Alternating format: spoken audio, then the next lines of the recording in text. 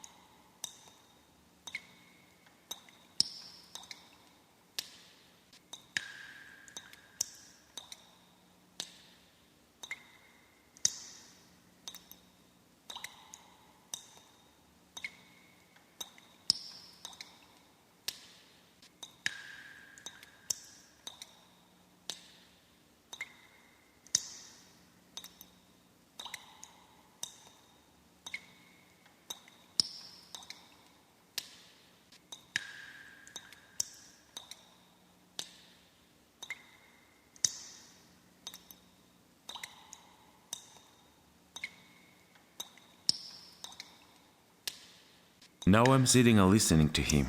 He's talking in a strange way, somewhat confused. He's telling me about a woman, all the time about her, a lot, saying she's a French, that he's in love with her, that he'd seen her in Mushtari Garden at the concert, that there was a concert in Garden, but there was not. I'd have now my darling wife love concert, especially the French one.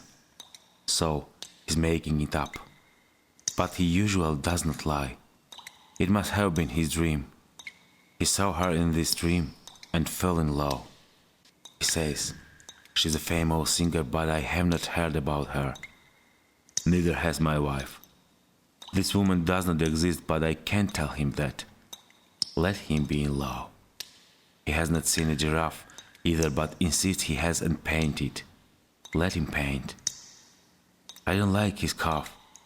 I share some honey and milk with him. Will he drink it? Maybe he will. He said he had to ask me for a favor. I put my hand in my pocket, but he got angry. I was so ashamed. He asked me if I spoke French. I said yes. I did study French at gymnasium. He said he wanted to send some letter for Margarita. That was the name of the woman. He said he wanted to give her a rose after the concert. But she seemed to be a kind of woman whose heart you cannot win with a rose. So he decided to send her lots of roses. She just needed to wait for him. I did not say anything, just agreed. He asked to include my address. The postman would not find the addresses.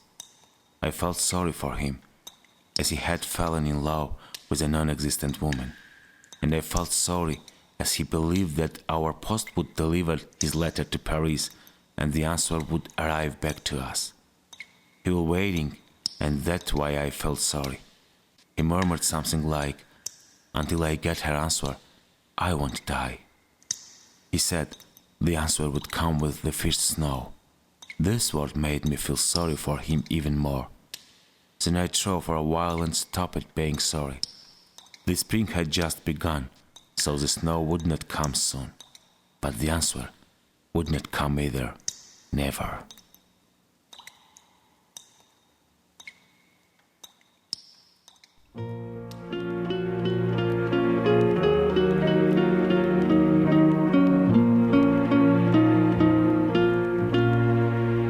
Comme une pierre que l'on jette dans l'eau vive d'un ruisseau et qui laisse derrière elle des milliers de ronds dans l'eau, comme un manège de lune avec ses chevaux d'étoiles, comme un anneau de Saturne, un ballon de carnaval, comme le chemin de ronde que font sans cesse les heures, le voyage autour du monde d'un tournesol dans sa fleur.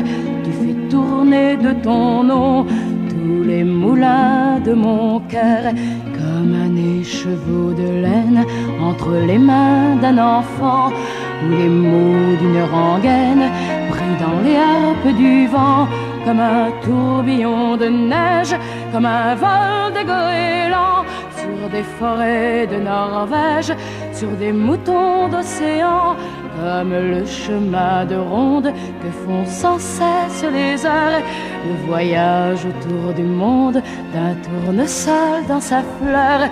Tu fais tourner de ton nom tous les moulins de mon cœur. Ce jour-là, près de la source, Dieu sait ce que tu m'as dit, mais l'été finit sa course, l'oiseau tomba de son nid, et voilà que sur le sable, nos pas s'effacent déjà, et je suis seule à la table qui résonne sous mes doigts, comme un tambourin qui pleure sous les gouttes de la pluie, comme les chansons qui meurent aussitôt qu'on les oublie, et les feuilles de l'automne rencontrent des ciels moins bleus, et ton absence leur donne la couleur de tes cheveux. Une pierre que l'on jette dans l'eau vive d'un ruisseau et qui laisse derrière elle des milliers de ronds dans l'eau, au vent des 4 saisons. Tu fais tourner de ton nom tous les moulins de mon cœur.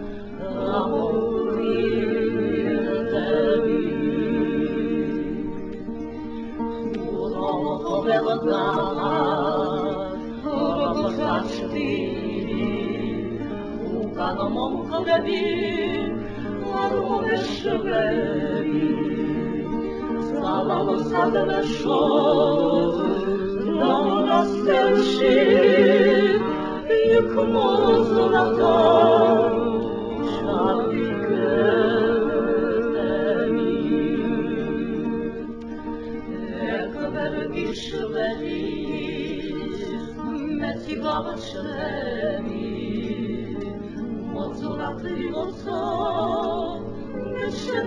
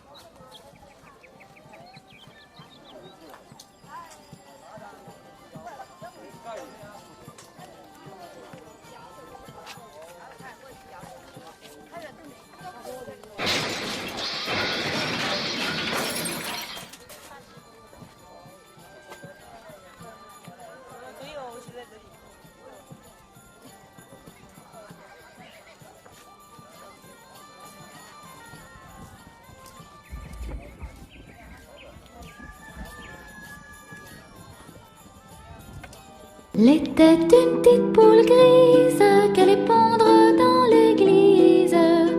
Pondait un petit coco que l'enfant mangeait tout chaud. L'était une petite poule noire qu'allait pondre dans l'armoire. Pondait un petit coco que l'enfant mangeait tout chaud. L'était une petite poule blanche qu'allait pondre dans la grange. Pondait un petit coco que l'enfant mangeait tout chaud. L'était une petite poule rousse qu'allait pondre dans la mousse. Pondait un petit coco que l'enfant mangeait tout chaud. L'était une petite poule brune qu'allait pondre dans la lune. Pondait un petit coco que l'enfant mangeait tout chaud.